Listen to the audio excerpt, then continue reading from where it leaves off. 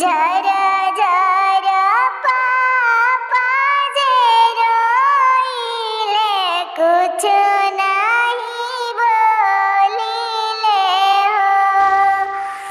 जरा जरा मम्मी जे रोइले कुछ नहीं बोलिले हो।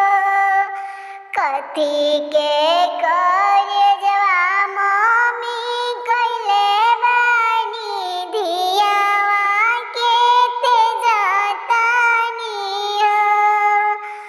कथी के करे जवा पापा कइले बानी बेटी के ते जातानी हो। कथी के